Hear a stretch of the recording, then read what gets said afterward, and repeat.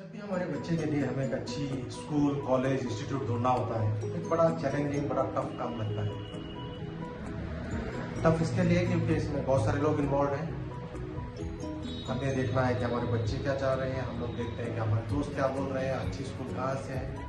हम लोग कुछ चुनते हैं और कुछ दिनों के बाद हमें लगता है कि this is not what I was looking for, या फिर इस स्कूल को, इस कॉलेज को ऐसा होना चाहिए था, यहाँ पे ये है या नहीं है।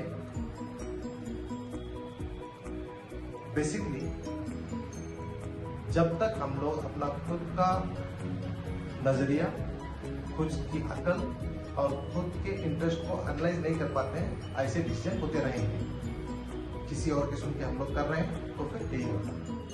हमारे बच्चों के लिए हम लोग जब भी स्कूल ढूंढ रहे हैं या फिर कोई कॉलेज ढूंढ रहे हैं तो फिर ये प्रोसेस हमें सेटिस्फाइंग नहीं लगता है, क्योंकि कुछ ही दिनों के बाद जैसे हम लोग वहाँ ज्वाइन करते हैं तो फिर लगता है कि मैं खुश नहीं हूँ, या फिर मेरे बच्चे खुश नहीं हैं, या फिर हम लोगों को वो चीज़ नहीं मिल रही है जो हम यहाँ से चाहते थे।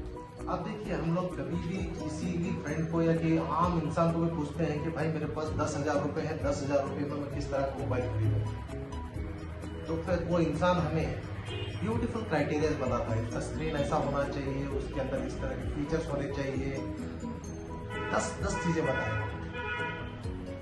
वही अगर हम लोग यही क्वेश्चन अगर किसी को पूछते हैं कि भाई मुझे मेरे बच्चे को अच्छी स्कूल में डालना है, तो फिर अच्छी स्कूल यहाँ पे कौन सी है, क्या जवाब मिलता है?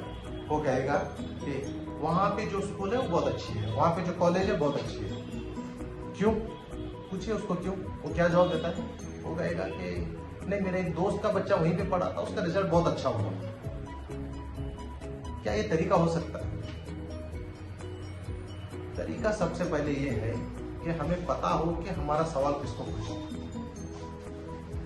हेल्थ रिलेटेड प्रॉब्लम है तो फिर डॉक्टर से ही पूछें, व्हीकल रिलेटेड प्रॉब्लम तो मैकेनिक से ही पूछें। सबसे पहले यहाँ पे सॉल्यूशन होना चाहिए आपको। तो चलिए आज हम लोग बात करते हैं कि ऐसे कौन कौन से क्राइटेरियाज हैं जिस पर हमें ध्यान देना चाहिए, ताकि हम हमारे बच्चे के लिए बेहतरीन स्कूल ढूंढ पाए, बेहतरीन कॉलेज ढूंढ पाए, जहाँ से उसको उसके कैपेसिटी के हिसाब से बेहतर प्लेटफॉर्म मिल जाए उसकी तैयारी के लिए। तो सबसे पहले फर्स्ट रूल नंबर 1 बोलूँगा, फोरमोस्ट, ये एक थंब रूल हम समझ लीजिए इसमें। ये है कि बच्चे की स्कूल सबसे पहले वैसी ढूंढे जिसके लिए हमारी पॉकेट अलाउ करती है।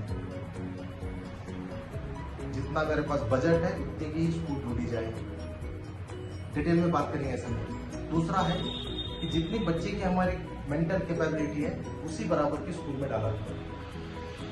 देखिए, जैसे मैं पैसा बोला, खुद की पॉकेट और हमारे बच्चे की मेंटल एबिलिटी। पॉकेट को क्यों देखा जाए? हो सकता है कोई मेरे बच्चे को कहीं से स्कॉलरशिप मिल जाए, कोई फ्री ऑप्शन मिल जाए, किसी तरह से मैं किसी महंगी स्कूल में डाल दूं। I may get that fees waived off, लेकिन I will not be able to compensate और give that lifestyle which other schoolmates of my kid has। जिस तरह का खर्चा, एक्सपेंसेस, लाइफस्टाइल बाकी बच्चों के, उस तरह की लाइफस्टाइल मैं मेरे बच्चों को नहीं दे सकूंगा, तो फिर मुझे उस स्कूल में नहीं डालना चाहिए।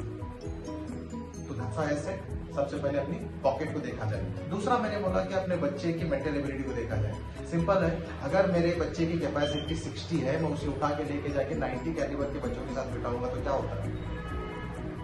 अपना बच्चा हमेशा ये समझेगा कि मैं साइड हीरो हूँ। My other friends, they are very intelligent. I am not so intelligent.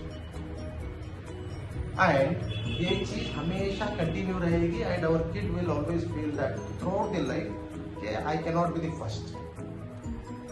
तो दूसरी वजह ये भी है कि वहाँ पे जो टीचर्स रहेंगे 90 के कैलिबर के बच्चे हैं, तो फिर उसी कैलिबर के हिसाब से वो पढ़ाते चले जाएंगे। तो हमारे बच्चे जो 60 के हैं, दे मे गो स्टिल डाउन। या फिर इस क्वेश्चन को आप टीचर से, वहाँ पे मैनेजमेंट से, एडमिशन प्रोसेस पे बात करें, इसके लिए क्या करने वाले हैं।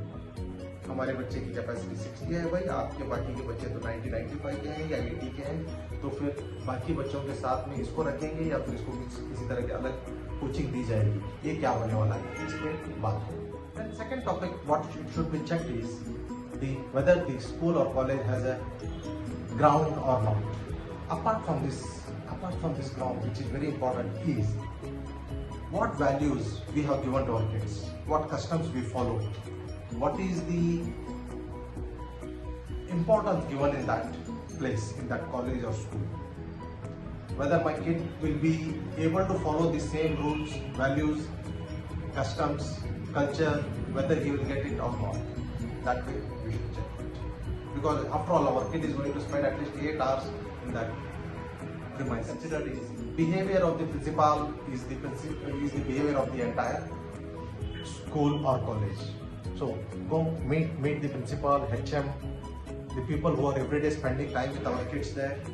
Talk to them, find out what kind of nature they are, how they are building, what is their thinking about a kid's education is. उसी से हमें पता चल जाएगा कि कहाँ हमारा बच्चा यहाँ पे कितना आगे बढ़ेगा, कितना फायदा. Meet the teachers, talk to them, find out their concern. वहाँ पे जाइए, अपने वहाँ जो टीचर्स पढ़ा रहे हैं उनसे बात कीजिए, उनमें देखिए कि कितनी वो फिक्र रखते हैं बच्चों के लिए. Find out that. उसके बाद उनसे बात कीजिए कि वो किस तरह का बच्चों को डेवलपमेंट लाने के लिए किस तरह की वजह समझते हैं, क्या होने से बच्चा बेहतर करता है, क्या होने से नहीं करता.